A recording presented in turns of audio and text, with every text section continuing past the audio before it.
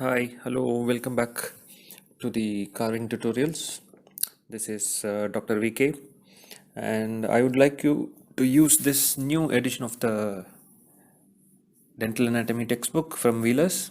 So there was some confusion about a picture of mandibular canine showing the root being curved towards the mesial side, and carefully note, if you carefully read through the text at the end of the explanation for the picture, the text says like the picture is given as an emphasis to show the variations that the root can have. So it's just a variation which was shown in the picture in this new textbook. If you go to the mandibular canine chapter, they have two pictures. One is with a graphical line background, and the other one as a simple picture. So the simple picture shows the curvature on the distal side, and the graphical picture shows the curvature on the mesial side. So it's no big deal if the root is curved towards the mesial or distal, but the main aspect of determining whether the canine is from the right side or left side is dependent upon the slopes of the cusp tip. Slopes of the canines are from the cusp tip. So for the distal side, the cuspal slope is going to be slightly longer, and the mesial cuspal slope is going to be shorter. So that is how we will differentiate between a mandibular canine of right side and left side. So as a general rule, the roots are usually curved towards the distal side for most of the teeth, and just this is a variation, and please read through the text, and for any further carving lessons or tutorials, please refer this new edition of the textbook. Okay, and today we will see anatomy of maxillary first premolar. In this book, it's in chapter 9 in page number 149. So maxillary first premolar has two roots and two cusps. The roots and cusps are along the buccal to palatal side, and if you notice, the buccal cusp is slightly longer than the palatal cusp, and the roots are bifurcating not just right below the crown but after half the length of the crown portion. And the slopes from the cusp tip, the mesial slope and distal slope, it's just opposite to the canine. In the canine, you will have the distal side as the longest slope, whereas in your premolar, the mesial side will become the longer slope, and distal side will have a shorter slope. And from the occlusal aspect, if you see, the crown appears to be in the shape of a hexagon. So you'll have 6 sides: the mesiobuccal, distobuccal, mesiolingual, distolingual, mesial, and distal. And the size or the measurements. The measurements of the crown and root, it's 8.5 and 14, and the mesiodistal dimension is about 7 millimeters. So the measurements for maxillary first premolar and second premolar are almost the same. There is no big difference, except that when you carve the cusps for the mandibular second premolar, you will carve them at equal height, and when you carve the cusps for the maxillary first premolar, you will have your buccal cusp as longer cusp, and the palatal cusp will be slightly shorter, so it will be just about 7.5 to 8 millimeter in height. Other than that, there is another difference to maxillary first premolar and second premolar, in that the second premolar, the roots are fused as single root, and just there is some depression between the mesial portion and the distal portion, and that gives us an idea that actually it was supposed to be two roots, but it fuses together to form a single root. And like I told you, the measurements are also of the same, almost similar size. So there is no need for carving both maxillary first premolar and second premolar. It's just enough to carve any one of the tooth. And since the maxillary first premolar has more details than the second premolar, we are choosing to have a tutorial on maxillary first premolar. So let's begin with the tutorials. So like any other wax carving, the first step that you have to do is to demarcate the block into the crown height and root height. For this, we discussed for the maxillary first premolar, the crown height is 8.5 millimeters. So I used a ruler and approximately marked 8.5. Sometimes it is difficult to mark 8.5 exactly, so it could be also 9. Okay, don't keep it lesser, because a larger sized carving can be reduced to smaller size, but a smaller sized carving cannot be increased to a larger size. So always keep the measurements initially a half to 1 millimeter extra, and then at the last you can slightly reduce it and bring it to the normal size. Okay, and then for the root, it is about 14 millimeters. So I tried keeping it as 14 millimeters, and it is also okay if you keep it as 15 millimeters initially, and then like I told you, we can always reduce it to smaller size. So this is my demarcation, and I will just transfer this to all the sides. So let me mark this as my buccal side.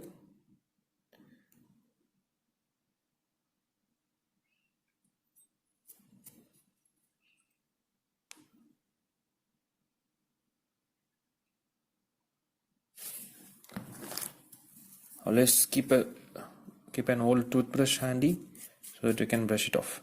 So this will be my buccal side, and this is going to be maxillary right first premolar, which is 1/4 in international dental system. So if this is the buccal side of the right, or the first premolar, then this must be the mesial side. So I'll transfer the line to the block to the other side, and I will mark it as mesial side, which will be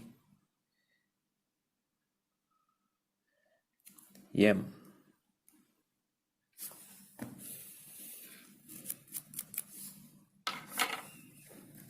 And then to the left of the buccal, you will have the distal side. So distal will be D.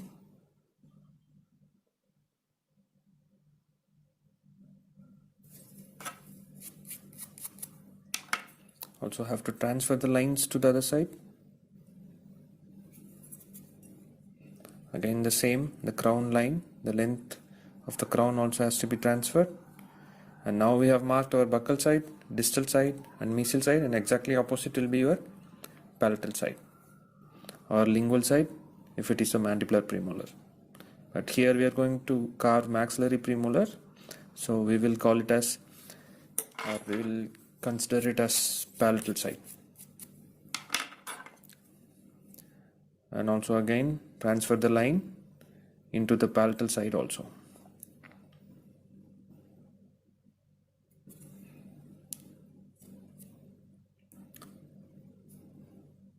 Yes, so we have to draw the shapes of the tooth like how it is given in the textbook.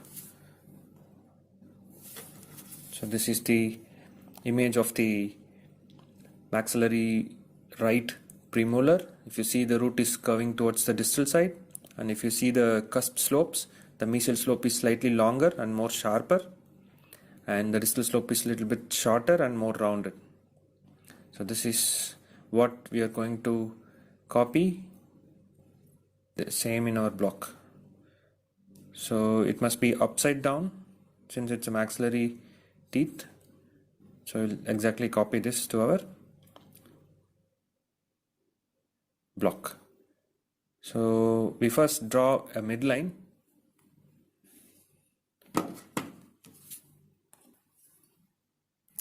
So we first have to draw a midline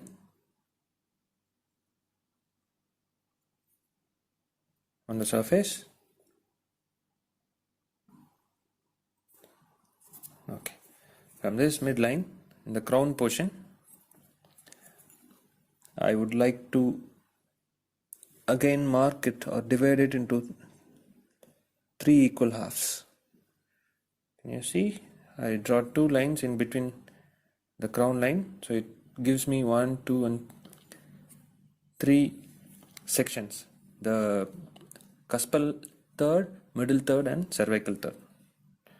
So from here we'll keep drawing the shapes. So like we discussed, the mesial slope is going to be the longer slope. So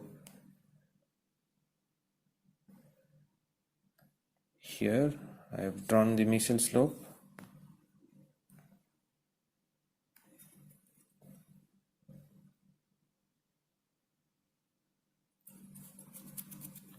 Mesial slope and distal slope. Initially, if you cannot differentiate between the length of the two slopes, it's not a big problem. We can always finally alter it to make one of them longer and one of them shorter. So initially it is also okay if you want to make the slopes equal on both the sides. So you demarcate the cuspal slopes like this, and then also bring them back like this, down like this, and then like this. So we mark the outline of the crown. Now we are also going to mark the outline of the root. Like I told you, the root is going to be curving towards the distal side.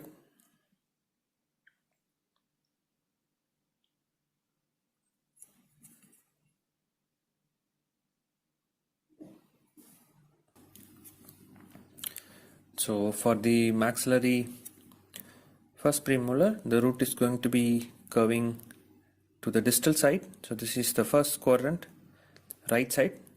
So buccal, and then we have a distal to the left and mesial to the right. So we have to draw the root.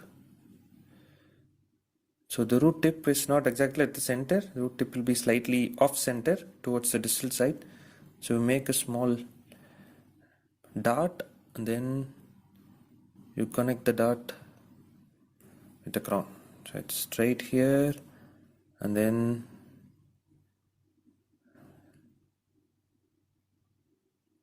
out like this. So we have finished drawing the shape of the crown and the root. So in order to make the root bend towards this side, you just mark the midline and place the dot where you want your root tip to be. And if you want it to be on this side, you just place the dot here, and it's the opposite. You have to connect it this way. Okay, just the opposite. So you cannot blame a picture in the textbook for not being able to carve the root on this side or that side. Okay, it's just a simple technique. So just draw a midline, and wherever you want your root to be turning, so just keep a dot little bit away from the center and then connect it, and then it's going to be like it's going to appear like it's going to curve. It's curving to that side. Okay, so this outline has to be created from this side to the palatal side completely. So our idea is to remove all the wax which is outside this outline. So this, and then this. So anything outside this outline should be completely removed from this side completely to the other side. So you can use a sharp carver. This carver is not very sharp, it's slightly blunt. You can also use a paper knife or any other sharp instrument, or even you can use the ruler to cut away the wax. For example, see how I'm using a ruler. Just hold it and then just carve it away like this. Can you see? Now I have a slope which is forming, so I can keep doing this with the ruler. So I'm using a ruler because with the ruler the removal is like more even and more controlled, And if you move back and forth like this, your removal is even more controlled. Can you see I'm almost like approaching the slope in the same shape?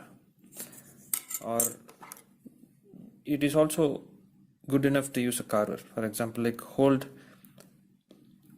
the block between the two fingers like this, keep your carver, and then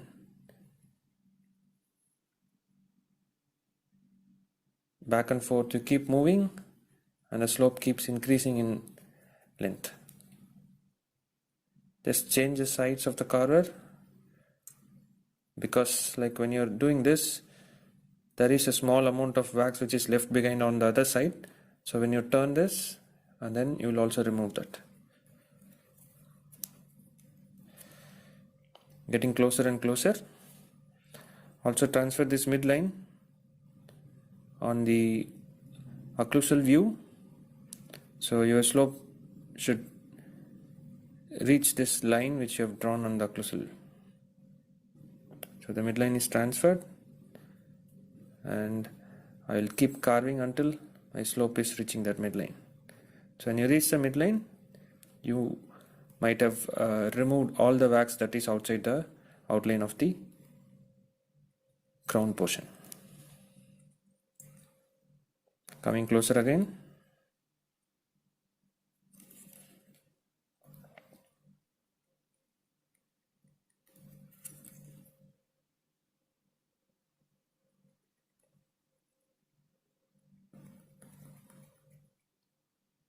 Between the fingers, and then back and forth, back and forth, back and forth.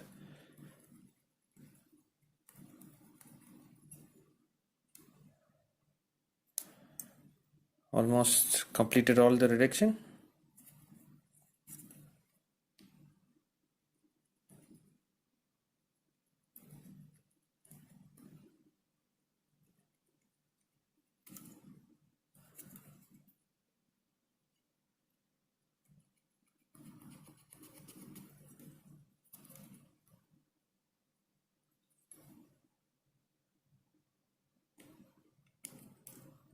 There is no limit to your imagination when it comes to what instrument exactly you have to use.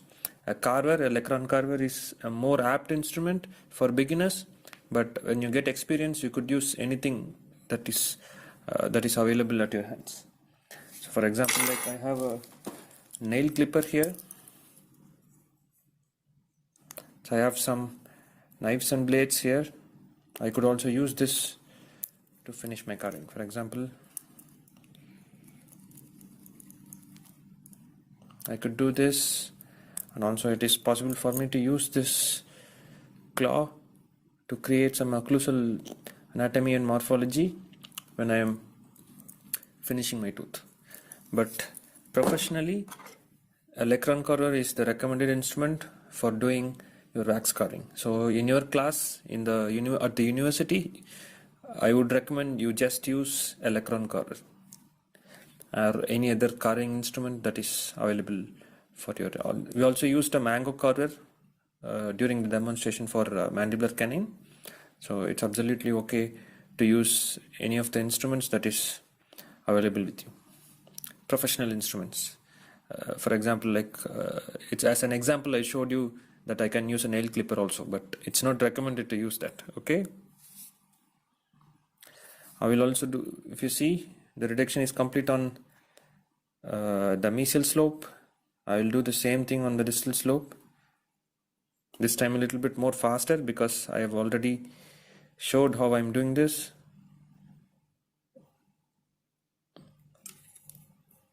So you could scrape away like this, a small layer at a time, or you could also sometimes cut. But cutting is not recommended as a beginner because sometimes when you cut, the wax block breaks away. So as a beginner, it is better to just scrape away layer by layer like this.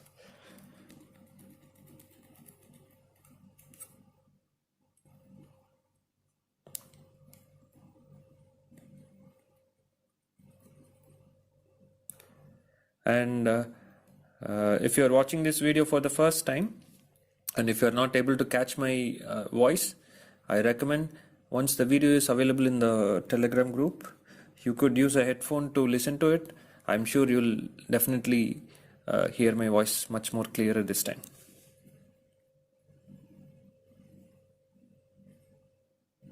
So we made something like a house. From this side to this side, we finished the slopes and removed all the wax that was present outside the outline of the crown. And we have to remove more wax from here, from all the sides, and from here all the way up.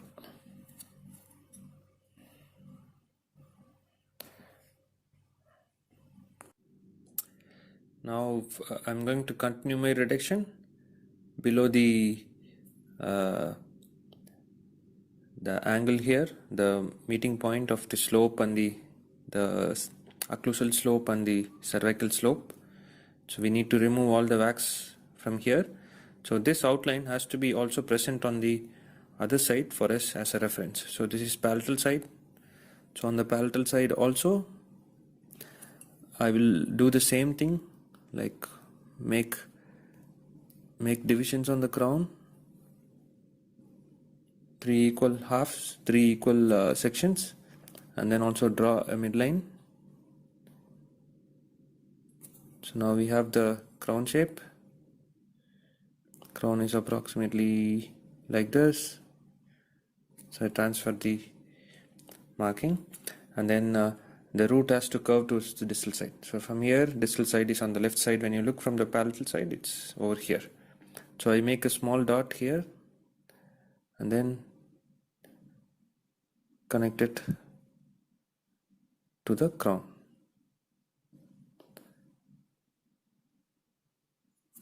So this is the approximate shape. We also have a nice shape from the buccal side. So when you just go straight down, you will have the same shape on the palatal side.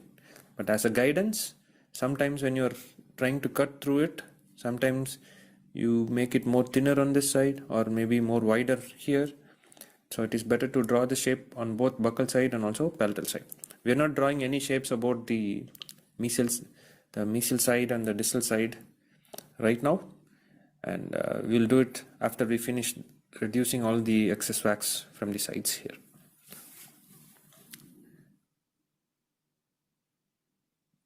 So for this, you could start using the curved end of the carver. Again, it's the same thing. Hold it like this, and then you keep scraping away the wax from one side to another side. So I'm starting off my reduction here from the root portion.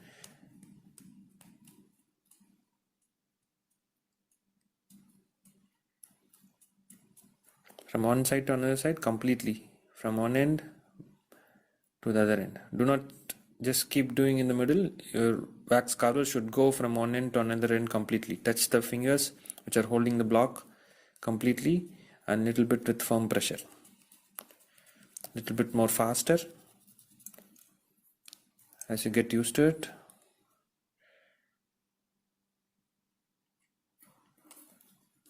If you see, we are like even a bit more far away from the line where we have, so we need to reduce still more all this wax from this side. So I'm going to go a little bit faster because I have a lot of wax left behind.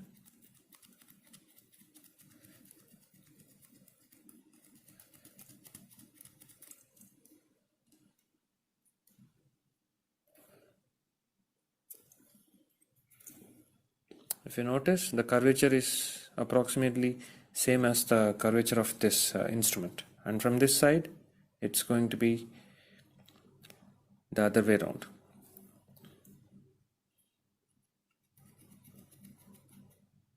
I'm using this surface, and as I keep reducing it, I will approximately create the curvature of the root which we want.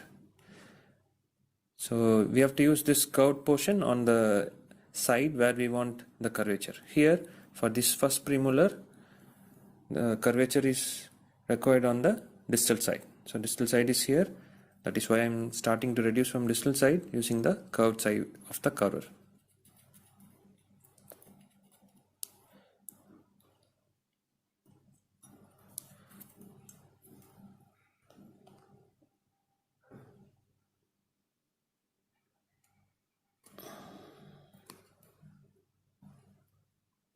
You can use it is usually recommended to use the carver in different strokes. For example, like superior to inferior like this, and also from one side to another side like this. So when you keep carving just in one direction, you will see like there is a lot of irregularities on the wax. So you have to keep changing the direction from one side to another side to keep the carved surface more smoother and more uniform.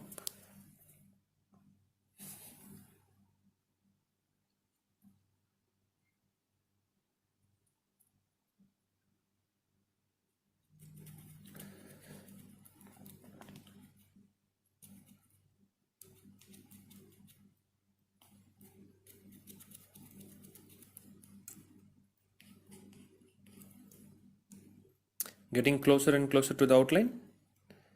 Still have a lot of wax left behind, and it is also beneficial for us to transfer this outline over here, so that when you are reducing, you will have an idea about how much wax you have to reduce. So you shouldn't reduce beyond this line, because when you keep reducing, you will also reduce a small bit of the portion which we actually have to have when we finish the carving. So you could carve it this way also, from down up, maintaining the curvature.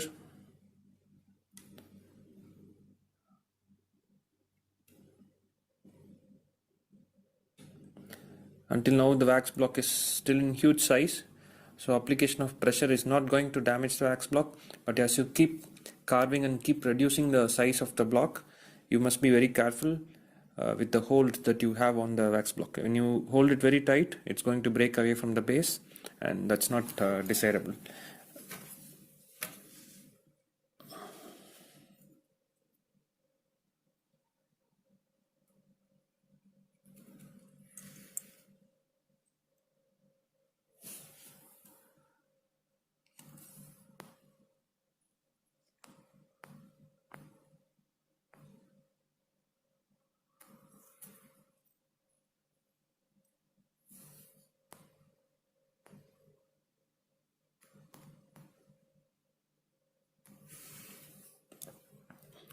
I've almost reduced all of the wax outside this outline.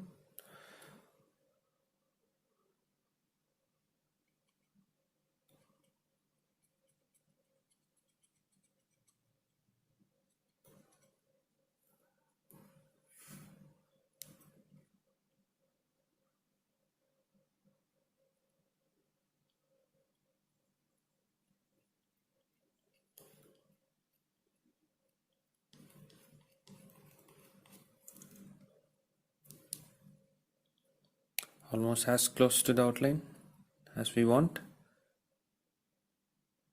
We still have this portion left behind. Now the angulation has to be a little bit more steeper to remove all the wax over there.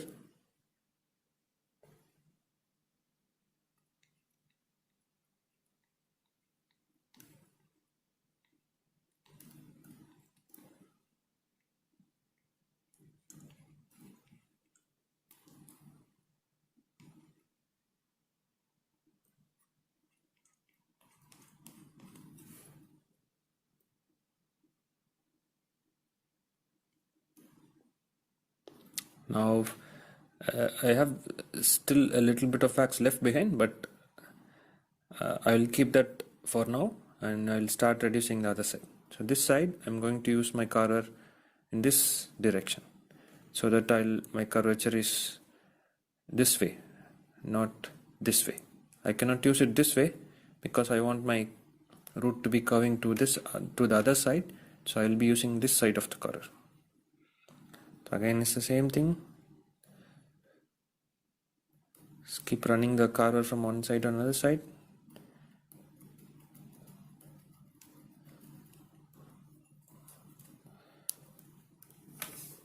we could also use something like a ruler, and you want to reduce it in huge volume.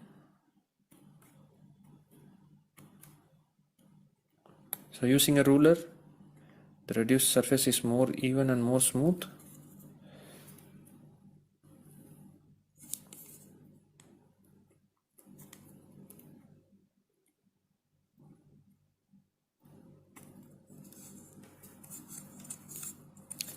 Again, transfer this line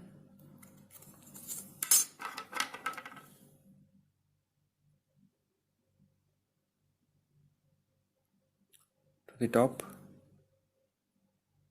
this line to the top, so that when you reduce, you don't reduce it too much. That is, you don't reduce the inside of the crowns.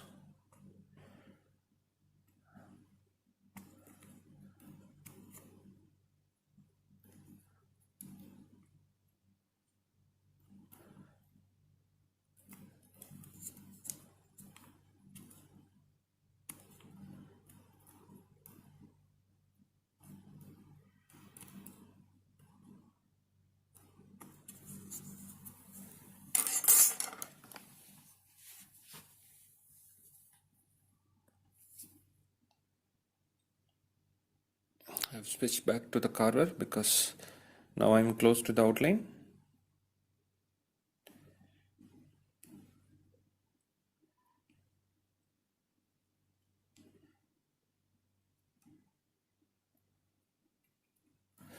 If you remember from the last video which I posted, the mandibular canine, I started demarcating the root tip much earlier, and you could have seen that the carving portion broke away from the base. So in this video, during this time, I'm not going to demarcate the root tip outline as soon as now.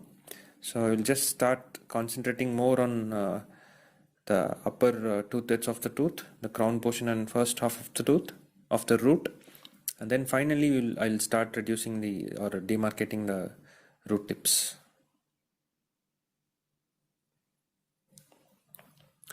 I still have a little bit more wax left over here.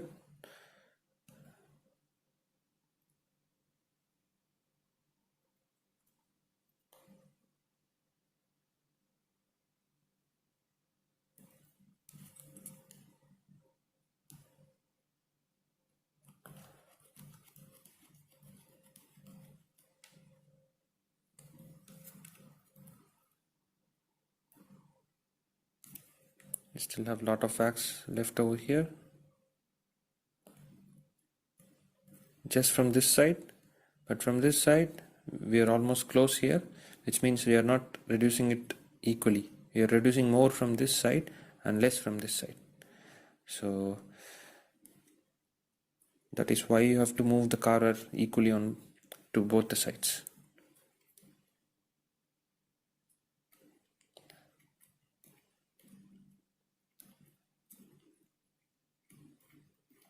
Also remember, I asked you to keep the carving a little bit larger in size initially, so that finally we can reduce the size. So do not just mark it in the right size initially, just keep it a little bit larger, about 1 millimeter in all dimensions, height, width, the crown, root length and everything, and then finally you can reduce it to a smaller size. So now this is going to be our maxillary first premolar. So the outline is almost okay. You see there is some amount of wax left behind here. I could reduce that a little bit more.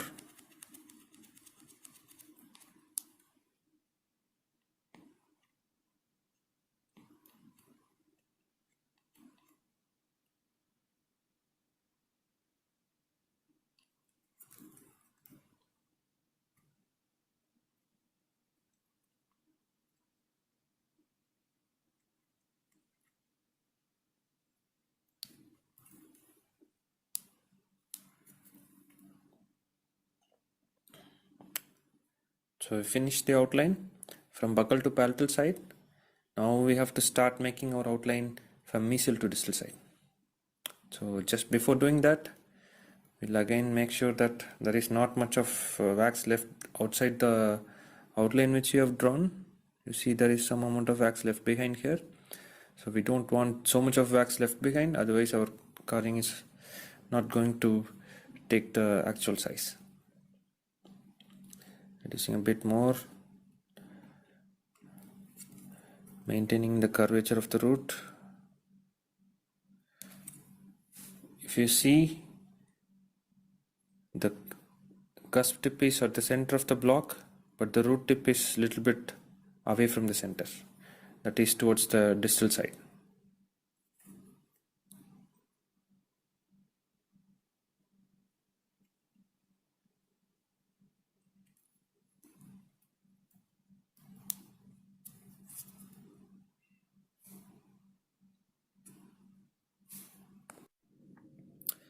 So now we have completed outlining our buccal side and palatal side. So you can clearly see our root looks like it's going towards the distal side. So it should be like this: the maxillary first premolar, the crown portion, root portion, and root portion is curving towards the distal side, the T side. And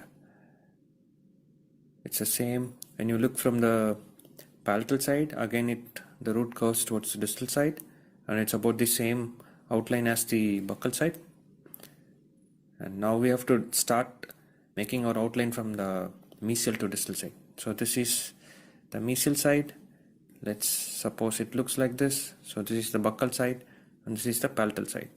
So this is the buccal side and this is the palatal side. The same thing, you have to draw a midline on the surface. Okay, so we finished drawing a midline, and your cusp tip. So this is the buccal side. Your cusp is not straight on the buccal side, it's slightly curved towards the center. Again, it's the same on the other side also, towards the center. It's curved towards the center. So consider this surface as a flat wax block, and towards the center, towards the center. And also you have to demarcate the crown length like this here. And if you notice, this is the place where you have your marginal ridge. So your cusp comes down and stops a slight bit above this angle which you have created between the cuspal slope and the cervical slope. It's like an M. Okay, like we discussed, the buccal cusp is slightly taller and then the lingual cusp is slightly shorter. But for now, we will keep them as equal heights, and then when we keep reducing it, when we finally come to the shape, and we will try to shorten the palatal cusp to achieve our requirement. And the roots,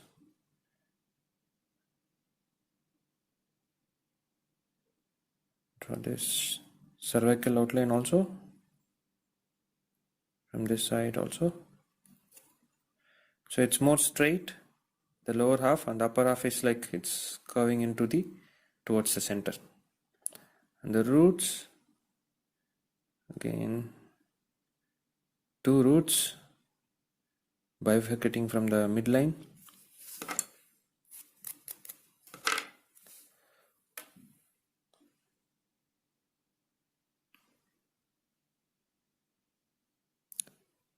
Slightly keeping it larger in outline.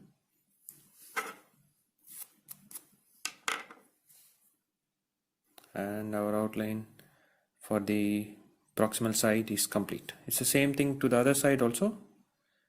Again, draw a midline.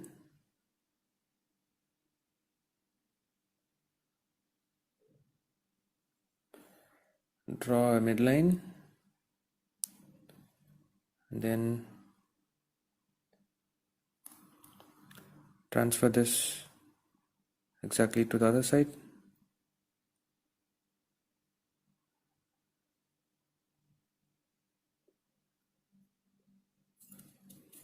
Same like the other side, the cusp slopes towards the center and stops a small bit above the marginal ridge, and again from this side. So it's like an M,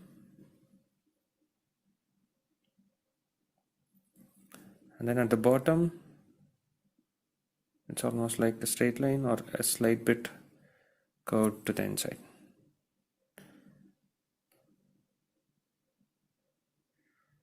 From here also. And the roots bifurcating, go straight, then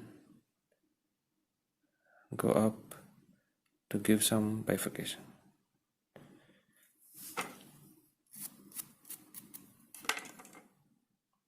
So this is the outline on the distal, from the distal side, and this is the outline from the mesial side, almost the same. Just have to remember that the buccal cusp has to be slightly longer. So now if you look from above, you will have a small diamond shaped outline here. So you just have to cut out that outline, like for example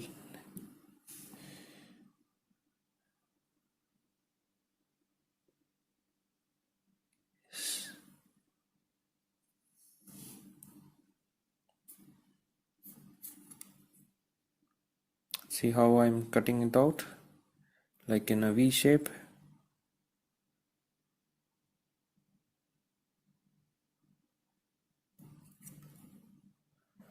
So now we have the outline of the central fossa, that is the depression which is found between the two cusps. So from the cusp tip towards the center you have a depression, V-shaped depression, and a small groove which runs along the center. So you can call that as central groove or central fossa. And then also the same thing on the outside, you have to cut out this small triangular portion,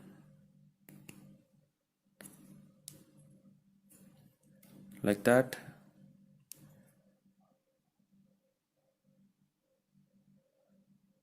and like that.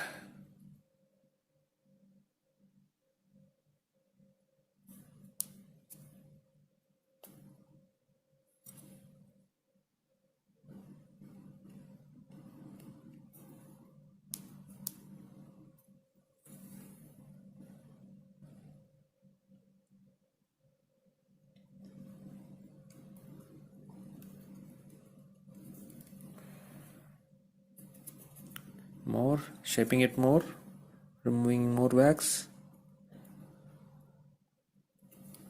Just make sure to maintain the cusp tips at the same level. You shouldn't like keep reducing it so that the cusp tip moves towards the center. So just make sure you're not reducing the cusp tip so much, and you have to angle it the carver a little bit more straight and not very horizontal. If you angle it the carver more horizontally, the cusp tip moves towards the center, and also the cusp becomes a little bit shorter. From this side to this side, we have demarcated the cusp.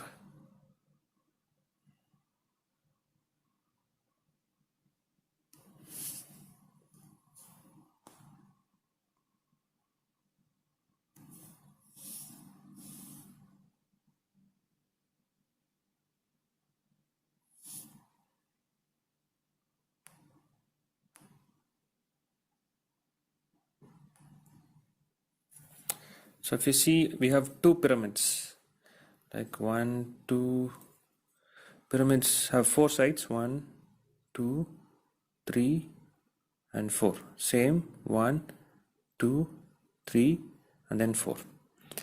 So now we have to slightly outline the root forms also on both sides. So it's the same thing. It's like you need to carve it.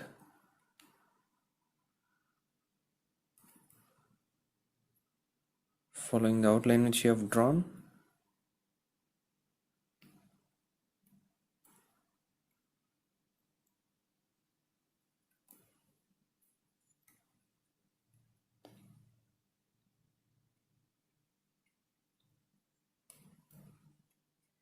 The shape which you have drawn on the buccal side is almost vanishing.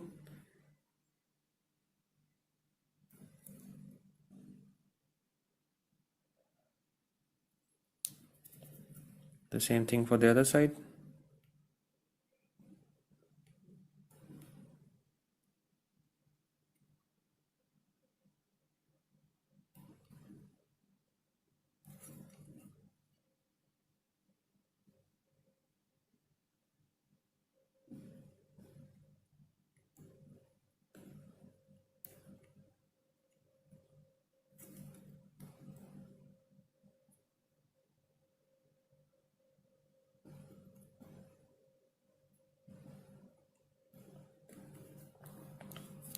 You can see how nicely I have formed two slopes, the occlusal half and then the cervical half. So it's like a curve, but right now we have it like two perfect planes meeting at a sharp line angle. Gradually you will slowly smoothen this line angle and make it more curved at the end. It's like this.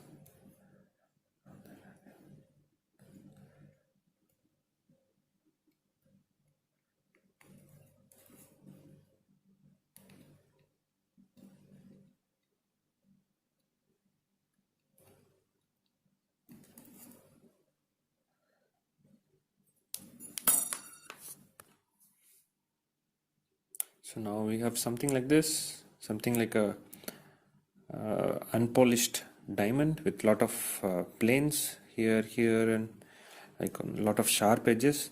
So the next step is to blend or smoothen all these sharp edges to make it look more like a natural tooth rather than something like a geometric or perfectly cut diamond. So here it is. So from above, if you look, the cross section is still more squarish. So now you have to convert this into an elongated hexagon. Okay. So first we need to identify the buccal side. So this is the buccal side. So from the buccal side, but the buccal side is going to be broader and the lingual side is going to be a little bit narrower. So you draw a line which is going across like this towards from the buccal side to the palatal side, both from here to here, and then you have to slightly round off all these edges which are present here, and then it becomes more like a hexagon. So now what we have to do is like we have to reduce these edges. So just transfer this line also down like this, down like this. Then this time it's like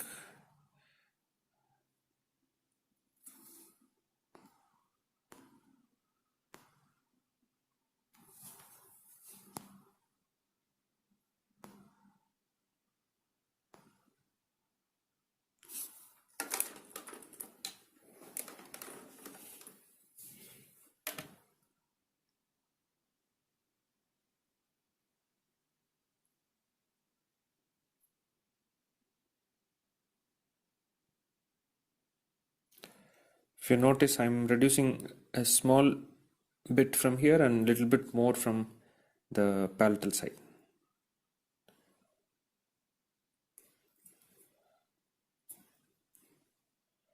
You should be able to notice that I'm trying to narrow the crown towards the palatal side. I could also do this, use this end and then just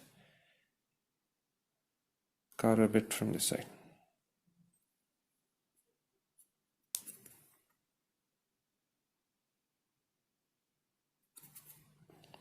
I hope now we can actually differentiate much better the shape of the crown. I have to reduce a little bit more from here, this side.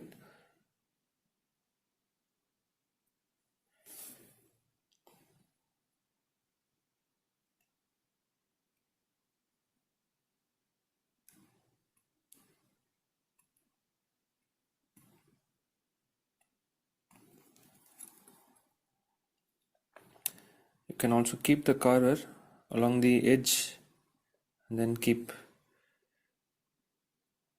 rounding it off like this. If you see, like, I'm making the edge more rounded.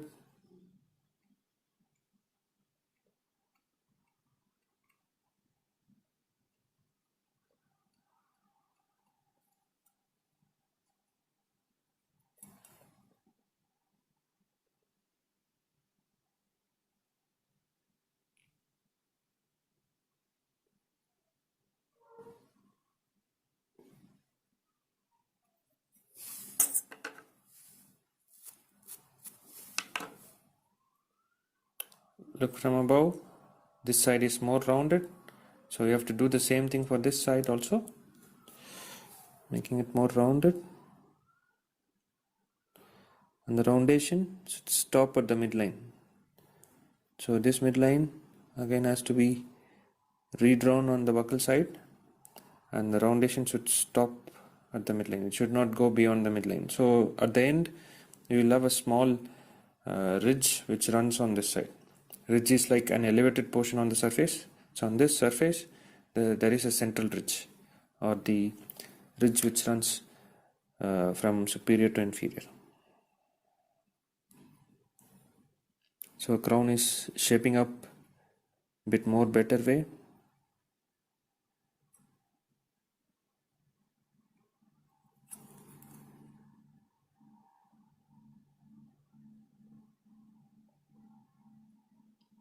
So the side which I am doing now is the palatal side, which is going to be a smaller size compared to the buccal side because it's first premolar. Just keep checking the height of the crown. The height of the crown is now approximately about 1 centimeter. So we just need 8.5. However, at this moment I am not bothered about the height of the crown because I can always reduce it and make it more smaller. So for now I am more bothered about making my palatal surface more rounded and in two planes. So two planes. Now you see, once it's like flat side, flat side, flat side, and then you have two slopes here, and the same thing it has to be done on this side also. And this side becomes like the palatal side. Now then we'll have something like a hexagon with 6 sides. So how to make so two flat sides are meeting here, so the third side can be created by rounding off this angle between the two sides. Just keep rounding it off.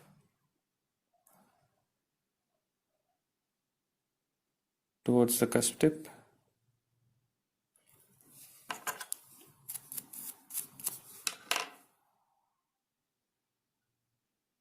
See, now it's almost like 1, 2, 3, 4, 5, and then when I round this off it will become like a 6-sided hexagon.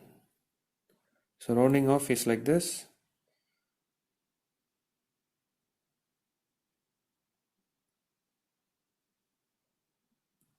From down up towards the cusp tip.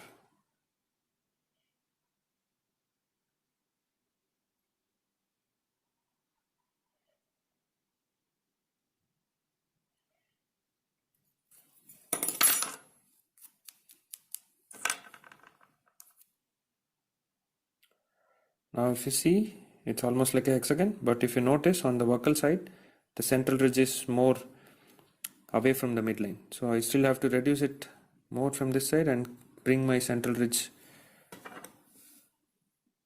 So I draw the midline again on the cusp tip, then this portion has to be rounded more.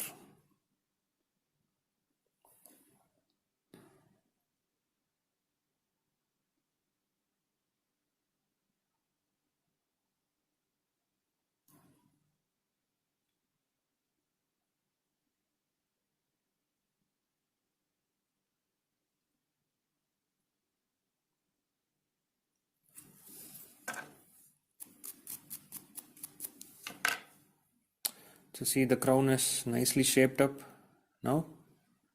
You have two slopes, the buccal side. So we have mesial slope and then distal slope, and then the distal side, mesial side.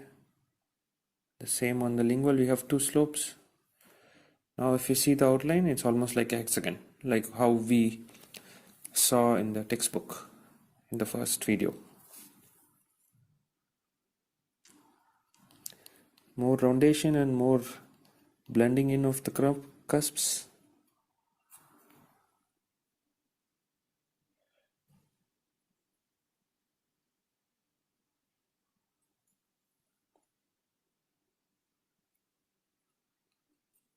See the occlusal, it's more like this. So now the occlusal side, it's like one flat surface. It shouldn't be like one flat surface. Actually, there should be a central elevated portion, and then you'll have two small slopes which are formed on either side of the central ridge. Now it's like this. Draw two lines connecting the cusp tips. So we'll do the defining of occlusal anatomy at the last. So now we will concentrate a bit more on the root surface. Again, if you see the root surface, there are some edges which are more squarish, so I have to round them off more.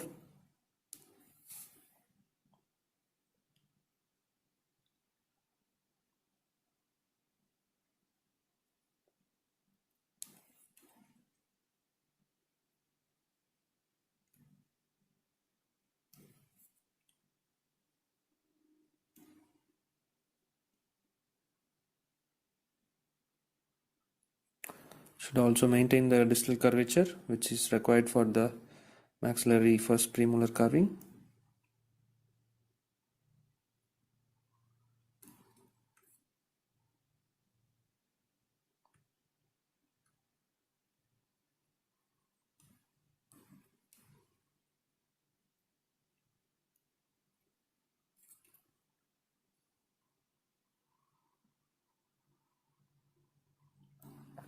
See, the root is now shaping up much better. The buccal side, distal side. See, the root is still curving towards the distal side. From above, now if you see, like, I don't see any extensions but on this side, if you see, there is this corner of the cut, the line angle is still remaining. So I have to round off these line angles, like how I rounded this off on the buccal side. So rounding off is like this. First thing is like you have to break the corner and then establish a glide path.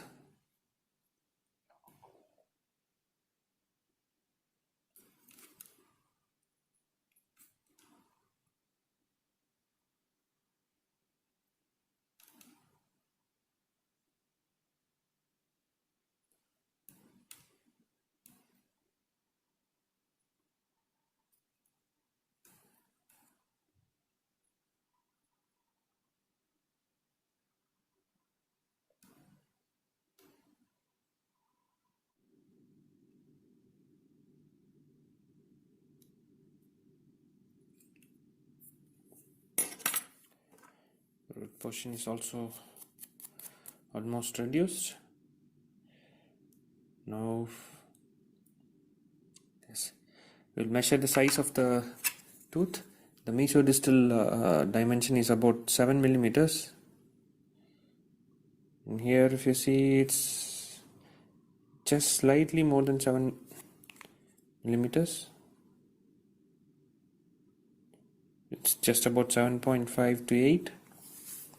That's not a problem. When you keep polishing it, that 0.5 millimeter of distance will eventually reduce by itself.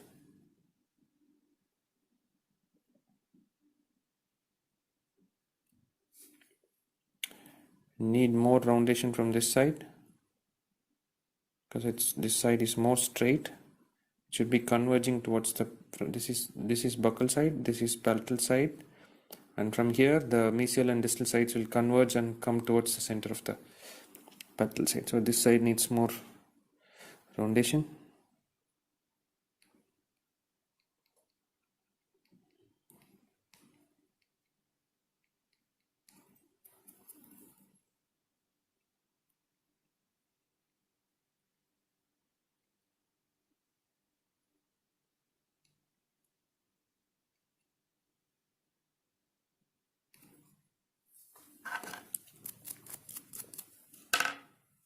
Now we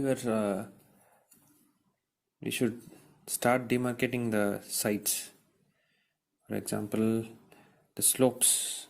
If you see the slope of this is buccal side and this is mesial side, like we discussed for the first premolar, the mesial slope is going to be the longer slope, and I believe I already established it that way. So if you want this slope to appear as if it is longer, you have to just keep carving it and take this corner a little bit below, and this side will appear as if it is longer.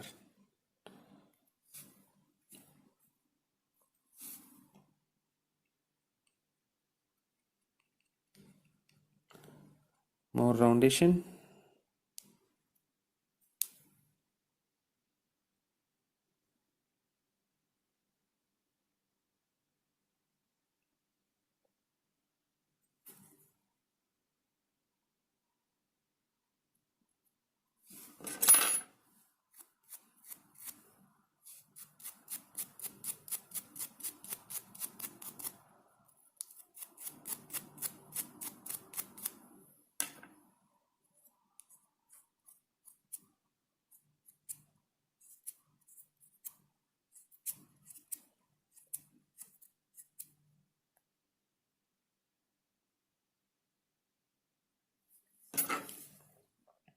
Now coming to the cusp portion. So this much is okay. Now we also need to bifurcate the roots. So bifurcation is going to be done at a little later stage, because if I start bifurcating the root before finishing the crown, there is a possibility that the base and the root can separate from each other. For now, I am just leaving it as it is, and then I am going to start doing my occlusal surface. So buccal side, palatal side, mesial side, distal side. So look from above.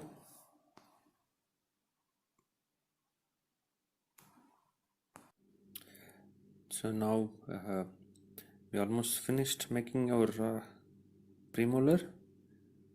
We still have root bifurcation left, and also cusp demarcation. So our cusps are not demarcated, they are just like two flat planes. Cusp tips have been demarcated, but the cusp slopes haven't been demarcated. So from the cusp tip you will have a small elevated portion, and then from here to here you will have a small depression, or like a slope which is a little bit lesser in height. So for this you have to use the tip of the carver and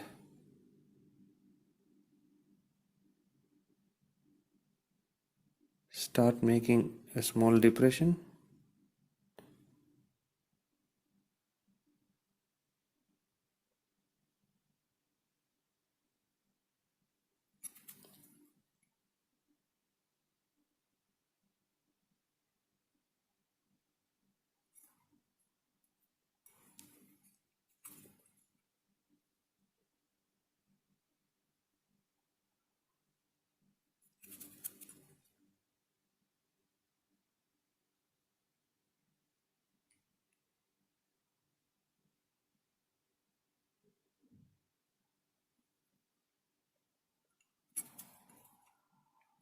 So if you notice,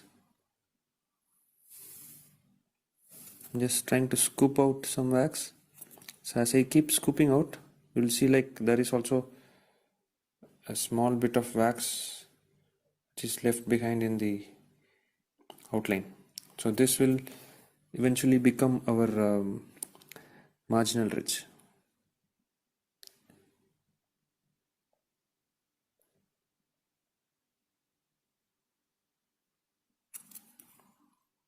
The same from this side.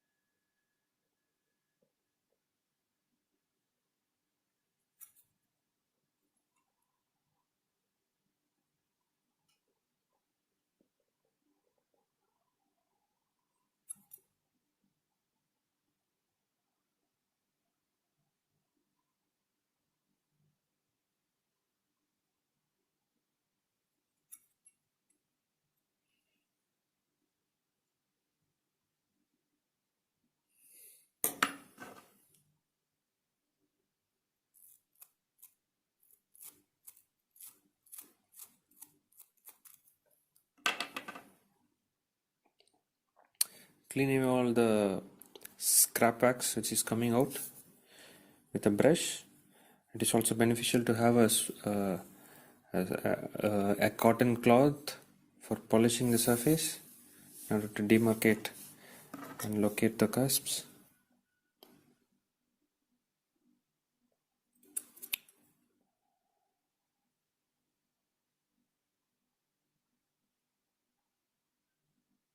You see I have a center elevation in the center and then two depressions which are going out like this.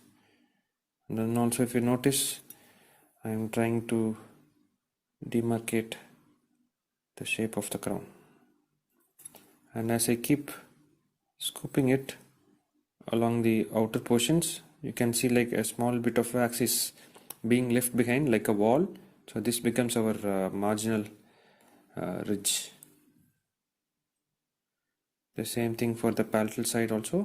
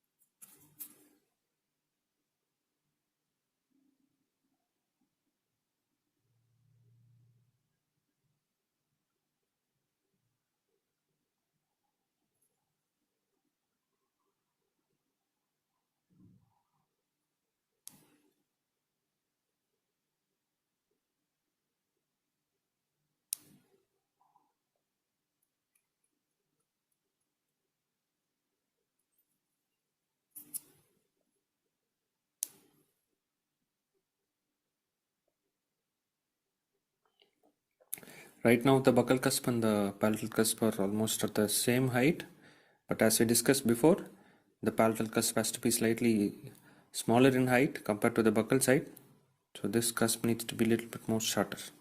So I'll just keep reducing it from the sides.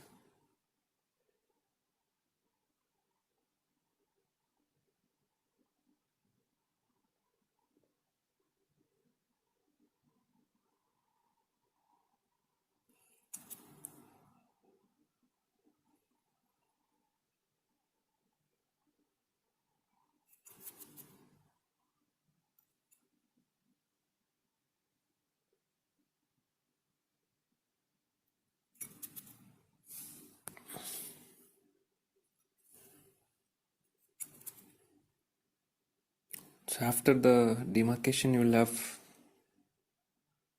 also a small triangular portion here and also on the other side. So these are the triangular fossas, the mesial and distal triangular fossa, and the small elevated portion along the corner, along the sides, you call that as marginal ridge, mesial marginal ridge and distal marginal ridge.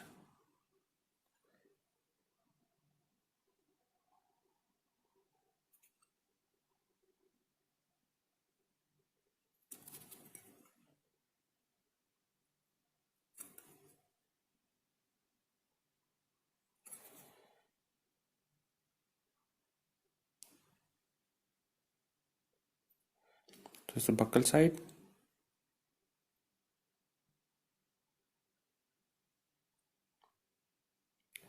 So from the buccal side, now I'm starting to demarcate my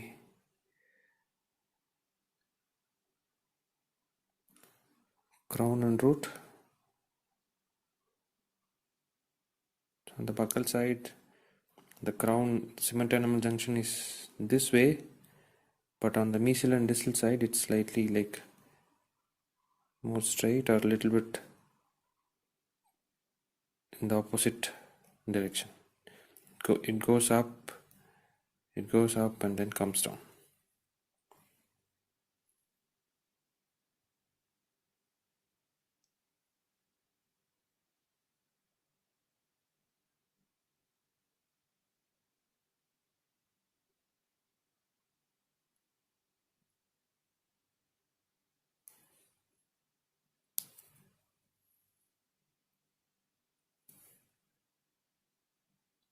See, on this side you have a slight elevated portion, but on this side, now after I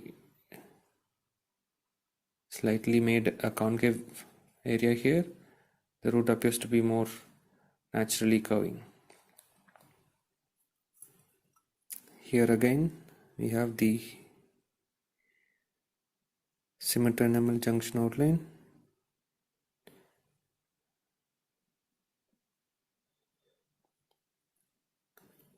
Then you have to reduce it from here.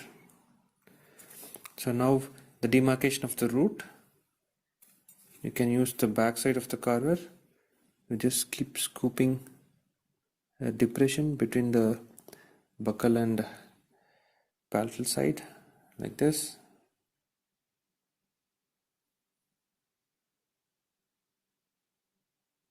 From just below the cement enamel junction.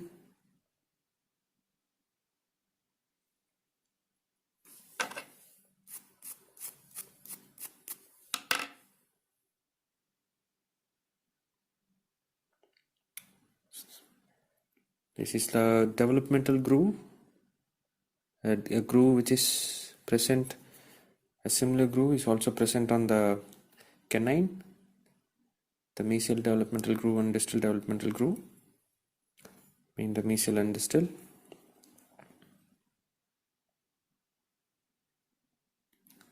So imagine this developmental groove is deep enough in the lower half that the root itself is separated into two.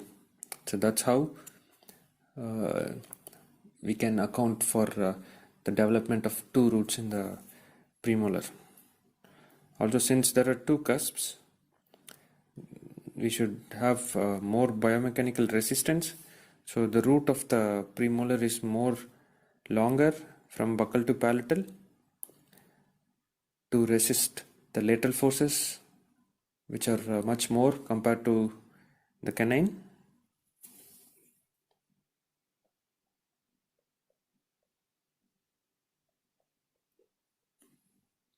Again, another depression.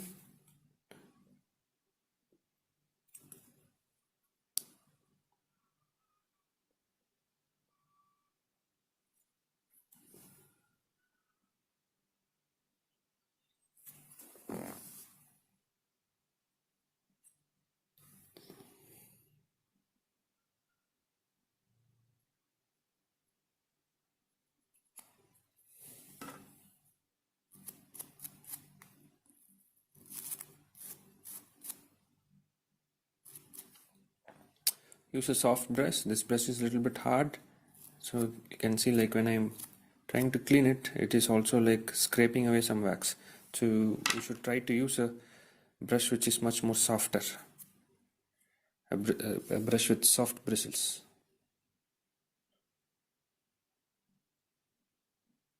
Slightly smoothing the crown and trying to demarcate the cement animal junction.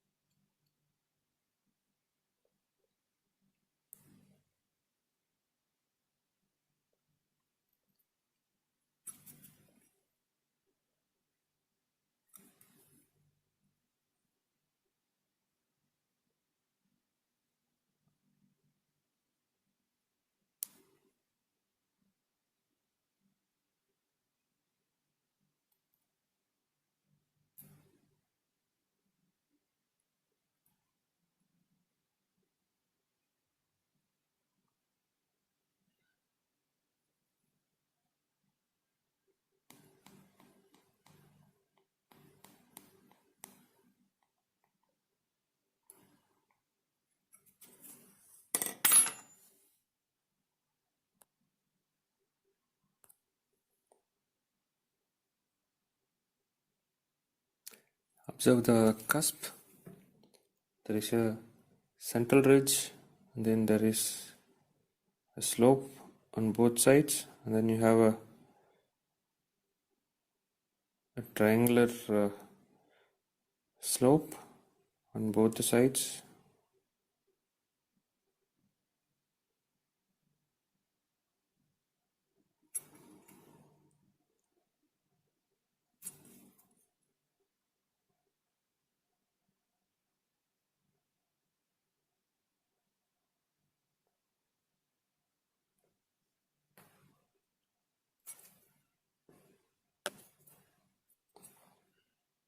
And now let us demarcate just for another moment, we'll check.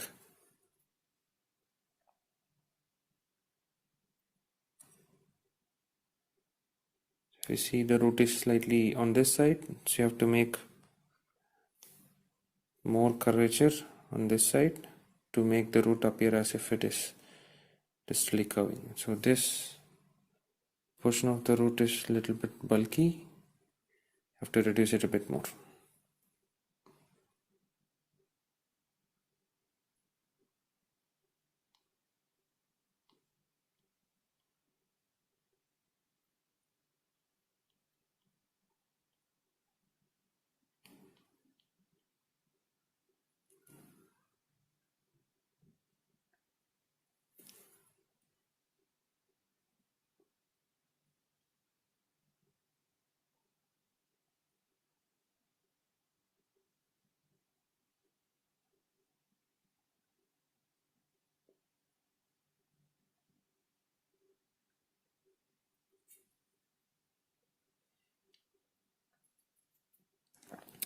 Now you can see that is the mesial slope is much more longer, and also the root is curving towards the distal side.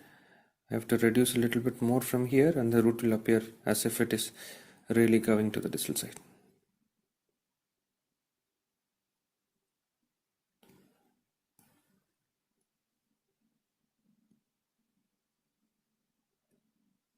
use the tip of the carver like this to create the curvature.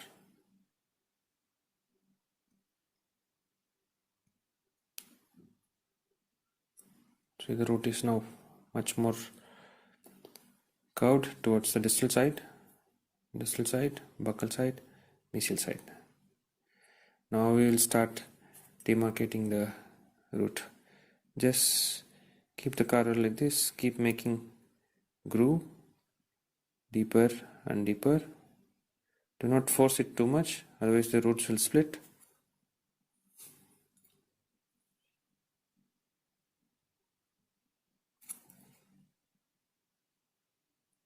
Slowly, little by little, layer by layer.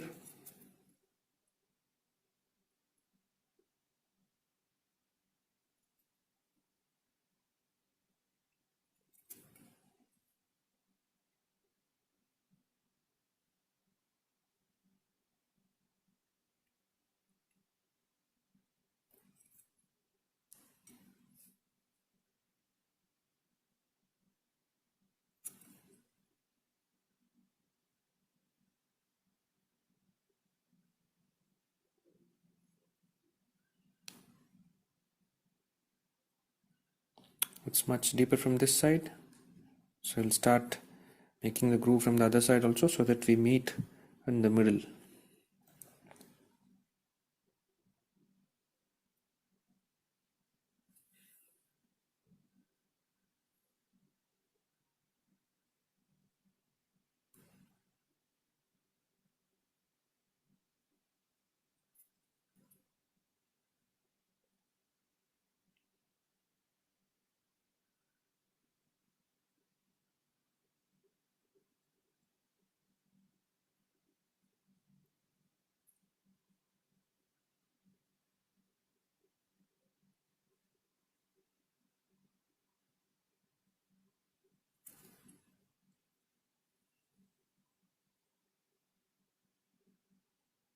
And we have made a small communication.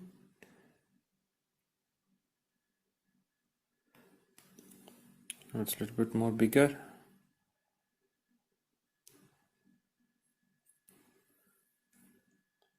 So the groove, there must be a groove, and this groove continues down and becomes a bifurcation between the roots. That's how we have two roots for the maxillary premolar. It's the same technique for bifurcating any root: mandibular premolar, mandibular molar, maxillary first molar. Maxillary first molar, it's like a trifurcation. So it's a different technique. We will also demonstrate it when we start carving the maxillary molar.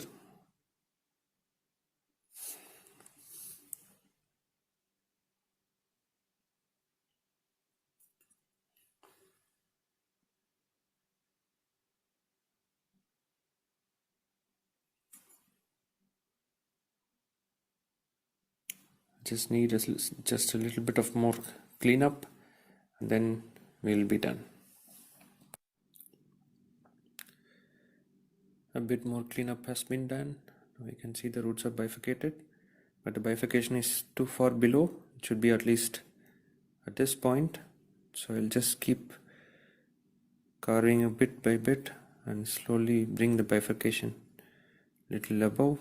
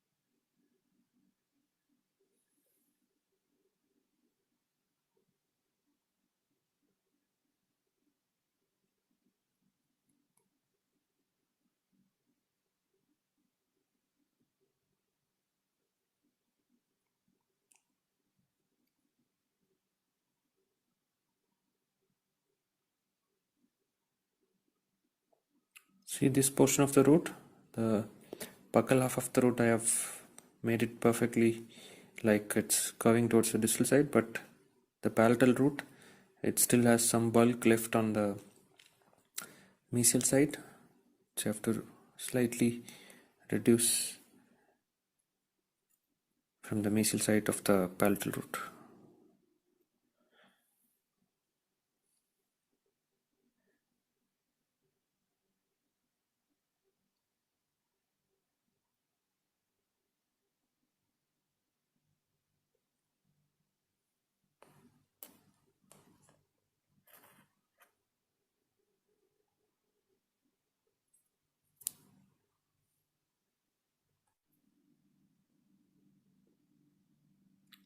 I finished brushing it up, the final shape. If you see, the buccal cusp is slightly taller than the palatal cusp, and the root is bifurcated.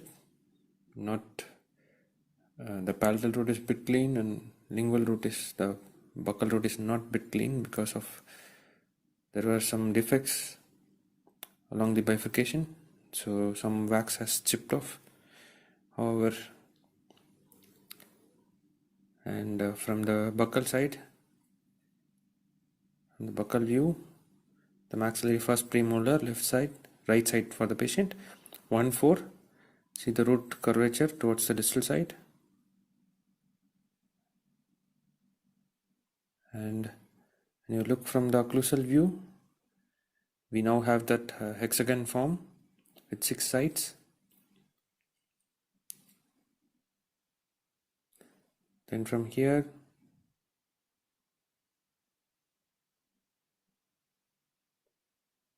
the palatal side, when you see, I can see a little bit of the buccal cusp, which means the buccal cusp is a little bit taller.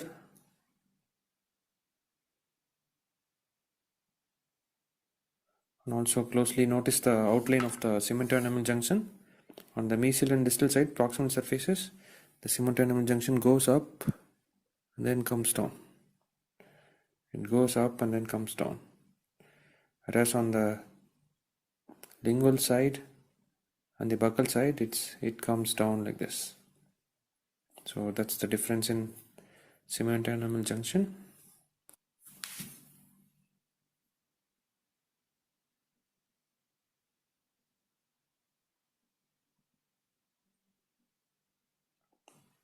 It's not just bifurcation, you also have a small groove which runs towards the cemento-enamel junction from the bifurcation.